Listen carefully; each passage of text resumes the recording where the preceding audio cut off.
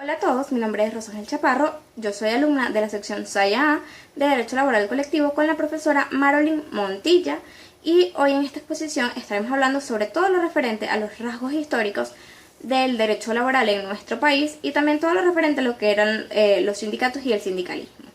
Para empezar con esto es importante mencionar que en la antigüedad el trabajo no era visto o no se tomaba como se toma hoy en día en nuestros tiempos. En esa época el trabajo era tomado más que todo como, digamos, una sanción o como una condena y este era impuesto de manera forzosa. Y la única forma de que se asumiera este rol de trabajador era por medio de la esclavitud. Posteriormente a esto la esclavitud fue abolida y el feudalismo se impuso como régimen. Con la imposición del feudalismo como régimen se dio origen a lo que era la figura del vasallo, que eran personas que a cambio de protección ellos pagaban con trabajo. Y paralelamente a esto, también en las grandes ciudades se instauraron lo que eran sistemas artesanales, que eran controlados por algunas sociedades que se encargaban como de regir también las actuaciones en la sociedad, que eran las sociedades asistenciales, las sociedades políticas, las sociedades económicas y las sociedades educativas. Ahora, posterior a lo que fue la caída del feudalismo, se establece lo que es el régimen capitalista. El régimen capitalista fue un régimen que llegó a romper con todos los regímenes anteriores, los esquemas que tenían en los tiempos de antes, dando origen así a lo que fueron diversos sistemas de trabajo. Con la desaparición de lo que fue la esclavitud, surge la figura de lo que es el salario, para determinar la disposición de la mano de obra trabajadora, para lo que era la producción común. Para ese entonces el salario se generalizaba, no digamos con dinero en efectivo ni nada, sino que era a través de la afluencia del oro. Y posterior a esto, posterior a la caída de lo que fue el régimen feudalista y el capitalista, llegó lo que fue la revolución industrial que todos conocemos. La revolución industrial se inició en Europa, específicamente en la ciudad de Londres, mediados del siglo XVIII. En ella, el poder de los empresarios contra los trabajadores o contra sus trabajadores provocó, uno de los más grandes abusos y desventajas de lo que fue los trabajadores en la historia del derecho laboral. Porque en esta entonces los trabajadores eran sometidos, a grandes jornadas, a muy malas condiciones de trabajo e incluso en esta época no nada más eran los hombres los que prestaban servicio, sino también las mujeres y los niños a partir de los 6 años de edad. Para la época de la revolución industrial, los trabajadores tenían jornadas superiores a lo que eran las 15 horas. También existía mucho lo que era la insalubridad en las fábricas y la mano de obra, como ya lo mencioné, a partir de lo que eran los 6 años de edad. Y bueno, esto también cabe recalcar que los salarios eran muy bajos y los niños y las mujeres eran obligados a trabajar por salarios menores incluso a los salarios que ganaban los hombres o con los que contaban los hombres. Esto, que dio inicio a lo que fueron las primeras manifestaciones de trabajadores exigiendo mejores condiciones de salubridad en las empresas y también exigiendo lo que era una jornada de trabajo de un tiempo un poco menor. Aunque la evolución de estas luchas fue muy lenta y fueron muchos años de humillaciones y entre otras cosas, a mediados de lo que fue el siglo XIX, se dieron las primeras leyes o normas que se encargaban de regular lo que hoy en día se conoce como derecho laboral. Una gran referencia de esto ha sido, en primer lugar, la lucha o las luchas que se tenían en cuanto a las reducciones de jornadas laborales. ¿Por qué? Porque también se decía que, para la época de 1844, se decía que si se tenían mayores jornadas laborales, entonces era mayor la producción. Y para este entonces, para la época de 1844, como que ciertos empresarios se dieron cuenta de que la reducción de la jornada laboral no reducía en sí la producción. Por lo que de estas conclusiones que ellos sacaban, decidían como que bajar un poco y sin embargo la reducción laboral era muy mínima, era aproximadamente de 1, 2, máximo 5 horas. Bien, si nos remontamos a lo que son las huelgas más importantes o las primeras huelgas que se dieron en nuestro país, o digamos las primeras manifestaciones obreras que se dieron en nuestro país, nos remontamos principalmente a lo que fue el año de 1813, específicamente en marzo de 1813, donde se dio lo que los doctrinarios dicen que fue la primera huelga en nuestro país. Esta huelga fue protagonizada por lo que fueron los obreros de lo que fue la gran construcción de Caracas de esa época. Ellos estaban protestando debido a que no tenían las condiciones de trabajo necesarias ni tampoco los salarios adecuados para lo que ellos hacían o las labores que ellos desempeñaban. De esta forma, con su huelga, sí, ellos obtuvieron, digamos, un pequeño aumento salarial, pero no, digamos que no fue muy grande y ellos no lo aceptaron. Y debido a esto, para noviembre de lo que fue 1813, estalló una huelga mucho más grande que concluyó con la paralización total de la obra que ellos desempeñaban. Ahora, si nos remontamos más a la época moderna, encontramos que la primera huelga moderna que se dio en nuestro país fue para la fecha de 1914 y fue protagonizada por, digamos, los obreros de la estación de telégrafos de Venezuela. Esto no fue nada más en su estación central, aunque en un principio sí fue así.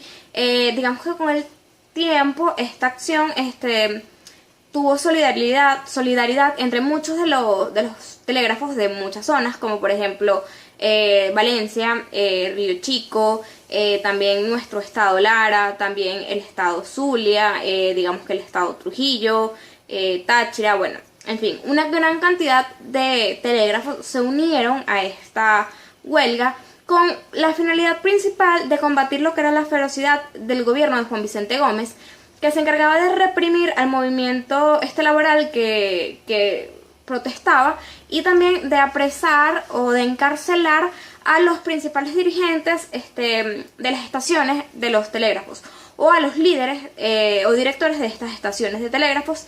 Y esto empezó por, digamos, Cumaná y Carípano. Y posteriormente se fue extendiendo a lo largo de todo el estado y de todo el país. Ahora bien, otra de las luchas modernas que se dieron en nuestro país fue la lucha o la huelga, vamos a llamarlo así, de 1918, que fue protagonizada por lo que fueron los obreros del ferrocarril inglés de Bolívar Railway Company Limited. Esto fue en Aroa, estado Yaracuy, y ellos protestaban principalmente porque ellos no tenían el salario, ni siquiera un salario acorde a sus acciones o a sus labores, y tampoco tenían condiciones de trabajo, digamos, humanas, y de igual forma no tenían reivindicaciones laborales.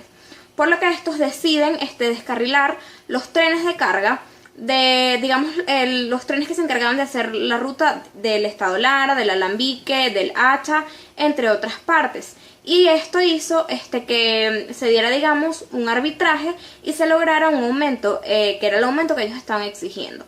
Aunque igual fue muy mínimo el aumento que tuvieron en esa época. Ahora, en el trayecto de la lucha se tiene que el primer contrato colectivo que se firmó en Venezuela es el que fue firmado por una empresa alemana que se llamaba Krupp. El ferrocarril de Venezuela y sus obreros, no obstante, no exigieron más de lo que fue su aumento, y para esta época, digamos que sí, se firmó el contrato colectivo, pero no existían códigos ni leyes que regularan estos contratos que se estaban empezando a firmar a partir de esa época. Los doctrinarios dicen o estipulan que las primeras leyes laborales que aparecieron en Venezuela se relacionan con la explotación de las minas, y esto se remonta aproximadamente para el año de 1883. Y bueno, ya para lo que fue más o menos un poco más cercano a nuestra época, 1950, empiezan lo que son, digamos, las huelgas o las protestas contra lo que era el dictador Marco Pérez Jiménez y su régimen, que también se encargaba de, digamos, apresar a muchos dirigentes, darle muy malas condiciones laborales a las personas que en su régimen se encargaban de desempeñar labores en el ámbito de trabajos. Y para, si no me equivoco, en 1958 se dio el derrocamiento de Marco Pérez Jiménez, y fue cuando en sí empezó a florecer y a crecer lo que fue digamos, la época dorada del sindicalismo, y empezaron a establecerse y a legalizarse muchas organizaciones sindicales en nuestro país. Ahora bien, si bien sabemos, como ya lo hemos estudiado anteriormente, los sindicatos son definidos como asociaciones libres y voluntarias, democráticas y supraempresariales, que son, digamos, agrupaciones de trabajadores que se unen o que se asocian con la finalidad de defender sus intereses y sus derechos colectivos como trabajadores. Y además también todo lo referente a sus salarios. Su labor no está limitada, digamos, en el tiempo y en el fundamento, sino que también se basa en lo que son nada más, en lo que es también los intereses, los salarios, la protección de su salubridad, su higiene, entre otros. El sindicalismo en nuestro país se dio un poco después, pero tuvo su origen principal en lo que fue la revolución industrial de la que ya hablamos, y más que todo en lo que fue el último tercio del siglo XVIII, dando lugar a lo que fue la máquina. La máquina fue uno de los grandes problemas que se dieron en sí en la revolución industrial, porque esta sustituía al trabajador manual. Cuando la fábrica ocupa el lugar del taller y la industria suplanta lo que es la economía del artesano y la producción del mercado local, se transforma en producción para lo que era el mercado mundial. Ahora, esto tuvo gran afección, digamos, al proletariado, a los trabajadores, porque la introducción de las máquinas produjo grandes ganancias a los empresarios, que se obtenían a costa del sufrimiento del proletariado. Además de esto, las mujeres y los niños, como lo mencionamos en la época de la Revolución Industrial, eran obligados a trabajar prácticamente en condiciones inhumanas y humillantes, exponiendo sus vidas, su integridad, entre otras cosas. En esta época, para el trabajador era una penuria, era un sufrimiento prestar sus servicios, y es así como, digamos, que el operario se convierte en el esclavo de la máquina y el trabajo del hombre se hace menos valorizado. Ahora bien, los sindicatos tienen diversas características en la actualidad, que vienen a ser que los sindicatos gozan de autonomía plena, o sea, las organizaciones sindicales gozan de autonomía plena. Todas las organizaciones tienen derecho a su autonomía en su funcionamiento, en sus acciones, en que defienden, etcétera, etcétera. De igual forma, el sindicato tiene personalidad jurídica, porque el registro de una organización sindical dota, digamos, de personalidad al mismo. Y también es una asociación sin fines de lucro, porque los integrantes del sindicato no deben lucrarse de sino que lo hacen es en defensa de los derechos y garantías que tienen los trabajadores en el desempeño de sus labores. Ahora, el fin o la finalidad principal, como se ha podido ver, es defender los intereses de los también Esa es la finalidad principal. De igual forma, también se tiene que respetar mucho lo que es la pureza sindical. También se debe respetar la figura del patrono, evidentemente, en el ejercicio de sus acciones. Y esto, por último, no tiene una ubicación definida. ¿Por qué? Porque el sindicato no forma ni parte del derecho público ni del derecho privado. Es decir, se ubica simplemente en el derecho social. Ahora bien, el sindicalismo en Venezuela nace de la mano de lo que fue el nacimiento de la industria petrolera, o del desarrollo o de la aparición del petróleo, ya que antes en nuestro país no había ningún tipo de desarrollo industrial ni manufacturero de importancia. O sea, no había una empresa manufacturera que uno dijera, wow, es de suma importancia en nuestro país. Ahora, lo que fue el desarrollo o el origen de los sindicatos o del sindicalismo en nuestro país se puede dividir en 3 etapas. La primera etapa fue la caída de Marco Pérez Jiménez, que, como les dije, a partir de la caída del gobierno de Marco Pérez Jiménez fue la época dorada de lo que fue el nacimiento del sindicalismo y de los sindicatos, porque empezaron a establecerse muchas organizaciones sindicales, a darse paso, a permitirse la creación de las mismas. Ahora, la segunda etapa ya viene a partir del gobierno de Rómulo Betancourt, y la tercera etapa, que es la más reciente, se da a partir del gobierno de Hugo Chávez Frías. ¿Por qué? Porque en el gobierno de Hugo Chávez Frías se dio mucho lo que fue por medio de la LOTTT o Ley Orgánica del Trabajo para los Trabajadores y Trabajadoras. Se dio mucho en esta ley, se estableció muchas mejoras. O sea, por ejemplo, se redujo lo que fue la jornada laboral, de 44 horas semanales a 40 horas semanales. Se dieron muchos beneficios en las condiciones de trabajo. Pero, sin embargo, es a partir de 1958, con la caída de lo que fue la dictadura del general Marco Pérez Jiménez y la llegada del poder de lo que fue Acción Democrática como partido, que el sindicalismo se convierte en un actor importante en la sociedad venezolana. El movimiento sindical nació influenciado por la ideología izquierdista en su visión y en su organización. Ahora bien, más allá de esto, es pertinente también acotar que a pesar de que el trabajo existe desde que el hombre llegó al mundo, es decir, desde tiempos remotos, desde la antigüedad, feudalismo, capitalismo, no se disponía de antecedentes normativos o legales. O sea, que a pesar de que la persona ejercía su trabajo, sus servicios, prestaba sus servicios, no existía ninguna norma que los regulara y esto hacía que se dieran muchas condiciones inhumanas. Hoy en día, con la creación de normas como el reglamento de la Ley Orgánica del Trabajo o la LOTTT, se demuestra mucho lo que es la evolución del derecho laboral. Y con el nacimiento de los sindicatos se demuestra mucho lo que es el crecimiento del derecho laboral en el ámbito colectivo, que se encarga de ver al patrono y al trabajador como un grupo social que persigue intereses en común.